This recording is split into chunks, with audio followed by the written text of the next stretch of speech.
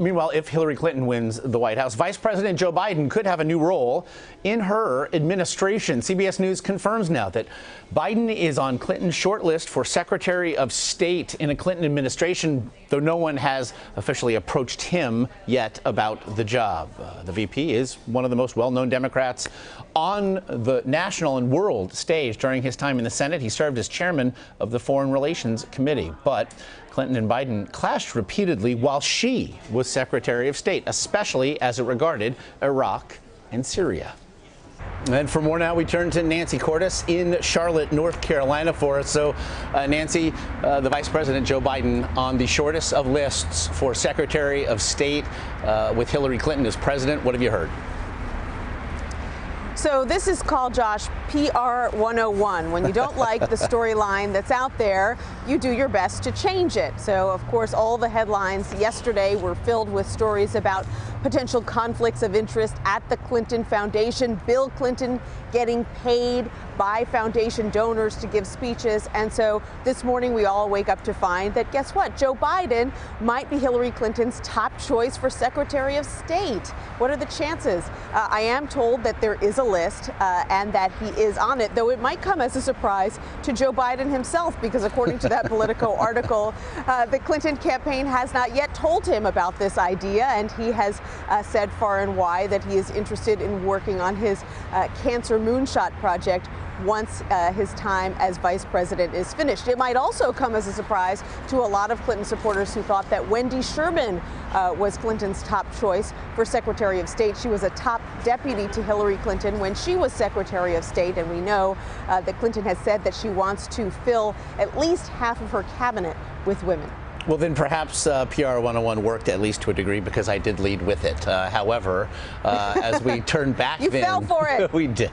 The latest email dump has shed some fascinating light on members, senior members of Clinton's own team, who appear to have been caught off guard when news first broke about her use of a private email server. If nothing else, what do the emails suggest about a notoriously private candidate?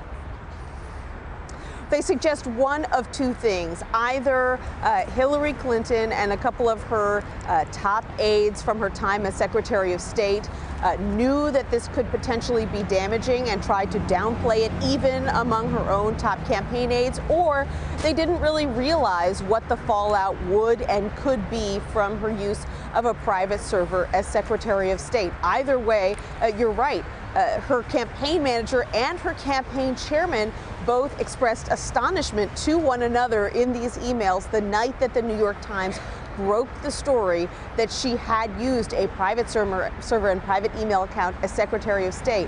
One wrote to the other, "Did you know about this? Did you know about the extent?" And the other one said, "No, we looked into it over the summer, but we were assured that there was nothing much to it and that it was all manageable." So, clearly out of either overconfidence or a lack of awareness about where this storyline would go, the campaign and perhaps Clinton herself didn't do enough to prepare for the eventual fallout. A remarkable revelation, really, to be sure. So here we are, 11 days out.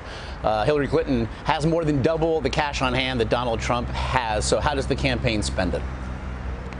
Oh, how don't they spend it? They'll spend it on ads in big battleground states like this one, North Carolina. They will spend it on down ballot races, especially for Senate here in North Carolina and elsewhere. They will spend it to get her out on the road, to get a whole bunch of surrogates out on the road. This is money that they have invested a lot of time and effort into raising, and in fact, money that Hillary Clinton was happy to take some knocks for when she was off fundraising instead of out on the campaign trail. But they believed that they needed to raise as much money as President Obama did, at the very least, in 2008 and 2012, and they weren't able to count on the kind of online fundraising from small donors that was a hallmark of his campaign. And so, they're finding in the closing days that they have this money, and they've been very proud to announce that they're actually shifting a lot of the resources to down ballot races in the hopes that they can turn the Senate Democratic come November. It would appear the rainy day for all that cash has arrived. In your Carolina Blue, Nancy Cordes, as always, we appreciate it. You got it.